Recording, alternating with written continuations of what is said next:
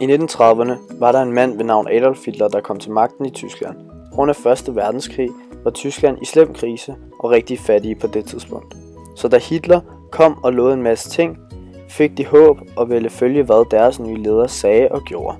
Hitler brød sig ikke om jøder og ønskede derfor, at de skulle behandles dårligt, gjort til slaver, og han ønskede død over dem alle.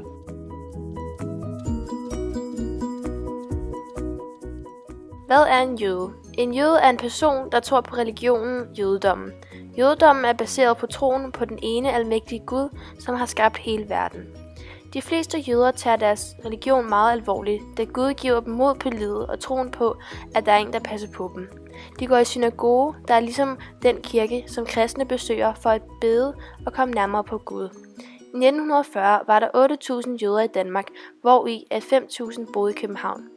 Jødernes symbol er en stjerne, en såkaldt Davidsstjerne, og i nogle lande krævede tyskerne, at jøderne skulle bære en gul Davidsstjerne på deres tøj, så man nemt kunne skelne mellem hvem der var jøder og hvem der ikke var.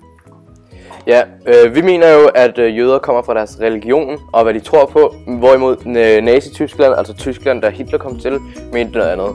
De mente, at en jøde bliver defineret, altså bliver sagt gennem blodet, og ikke på baggrund af religion og tro. Hvis du nu havde 3 bedsteforældre, der var jøder, så var du også jøde, uanset om du så troede på jødedom eller ej.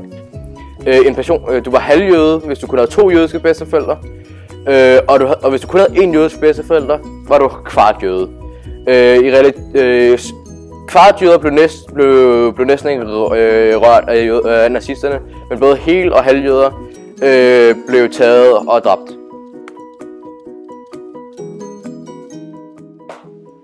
Hitler ville gøre Tyskland meget større, bedre og mere magtfulde.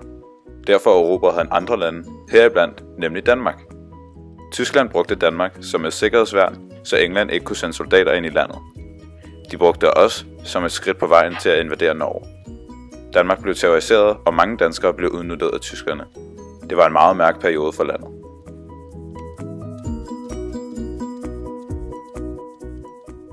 Jødeaktionen starter i 1943, ved at den danske regering nægter at underskrive Antikominternpagten. En pagt oprettet i 1936 af Tyskland, underskrevet af Japan. Den handler om at bekæmpe kommunismen med alle midler. Italien underskrev i 1937. Aktionen varede fra den 1. til den 2. oktober. 8. september 1943. Werner Best, den tyske øverstkommanderende, foreslår en jødeaktion som hævn for, at regeringen nægtede. 11. september. Werner Best lægger nyheden om aktionen til sine danske allierede i håb om, at han fortæller det videre.